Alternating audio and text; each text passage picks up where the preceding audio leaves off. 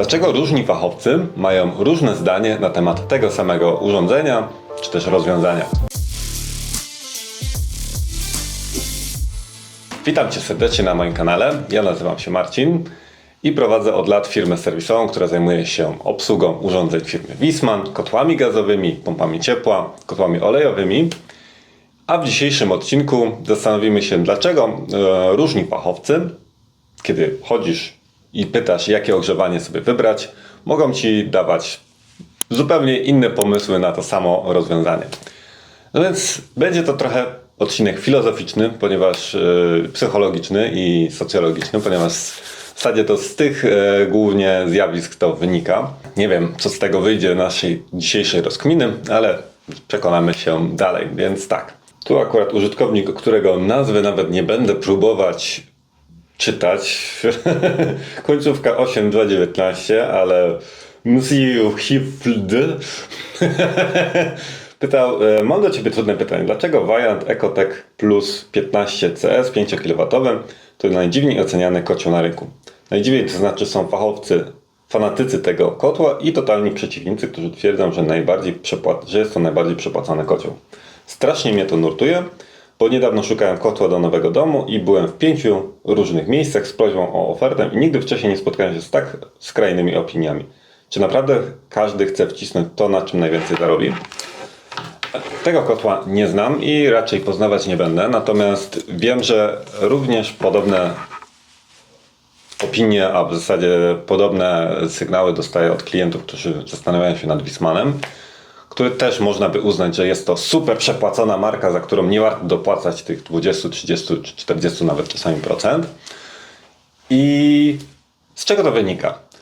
No na pewno też wynika to z tego, co tutaj sam wspomniałeś, czyli z tego, że na różne produkty sprzedawca czy też instalator może mieć różne warunki finansowe, no i tym samym na jednym zarobi więcej, na drugim mniej, więc na tym, na czym zarobi więcej, mu też bardziej się opłaca to Ci sprzedawać. No i tak, jak najbardziej jest to jeden z powodów, dla którego może występować taka sytuacja. Natomiast myślę, że to jest bardziej kwestia bańki informacyjnej. Każdy z nas, instalatorów, czy też serwisantów, czy w ogóle ludzi, którzy zajmują się czymś, no spotyka się z jakimiś przypadkami, sytuacjami związanymi ze swoją branżą, z urządzeniami w swojej branży. No i na tej podstawie tego dosyć okrojonego wycinka informacji budujemy sobie opinię na temat konkretnych urządzeń. No i pan Marcin, który serwisuje kotły Viessmanna od lat, no jakby uważa, że generalnie są to zarąbiste urządzenia. Miały oczywiście jakieś tam wpadki, niektóre modele sobie radziły gorzej, natomiast generalnie warto do tego Viessmanna dopłacić. Czasem nawet do 200. Nie jest to aż tak przepłacone urządzenie, jakby się mogło wydawać.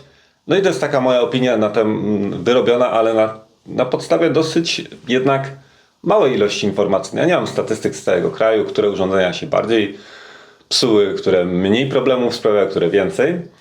I myślę, że podobnie funkcjonują inni spece z tej branży. Po prostu na podstawie tego, co doświadczali, czymś się mogli zrazić, no wyrabiają sobie opinię, no i później niekoniecznie coś mogą chcieć oferować. Czasem wystarczy tak naprawdę jedna paskudna sytuacja z jakimś modelem, żeby mieć go już po prostu dosyć. Nie, ja już tego więcej nie chcę. Więc myślę, że to głównie ten powód, że po prostu nie zastanawiamy się tak na co dzień, że tak naprawdę to, z czym my mamy do czynienia, to tak naprawdę jest mały wycinek całości. No i po prostu na podstawie tego już jakby wyrabiamy sobie opinię, dziękuję, cześć. No i taki mechanizm musi funkcjonować, no bo gdybyśmy na co dzień nad każdym elementem się chcieli tak głęboko zastanawiać, no to spędzilibyśmy nad tym bardzo dużo czasu. Więc na przykładzie Viessmanna Vitodensy 200 są dosyć dużo droższe od Vitodensów 100 i pytanie, czy warto, czy nie, no jest dosyć trudne, żeby na nie tak świadomie i rzetelnie odpowiedzieć. No, postaram się na tym przykładzie jakby zilustrować, jakie mogą się rodzić obiekcje, czy też jakie mogą być plusy, minusy. No i tak, generalnie Vitodens 100, dajmy na to ostatni mój przypadek, Vitodens 111 W i 222W. Wycena w zasadzie o jakieś 8000 większa w przypadku 200. No i czy warto dopłacać? Co zyskujemy w przypadku 200? No zyskujemy moc minimalną zamiast 3.2, 1.9.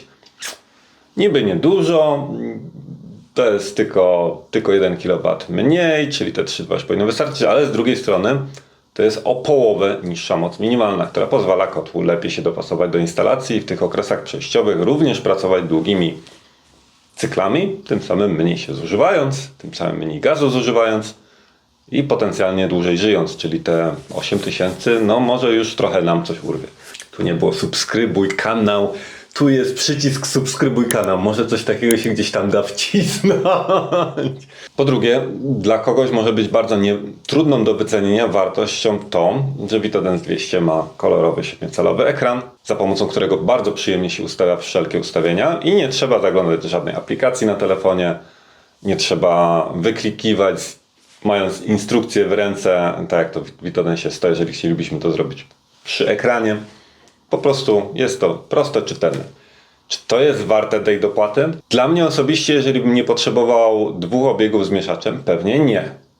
Ale dla kogoś, kto jest starszą na przykład osobą i nie jarają go w ogóle żadne aplikacje na telefon, wręcz przeciwnie, nie za bardzo sobie w tym świecie aplikacji na telefon radzi, to może to jest warte.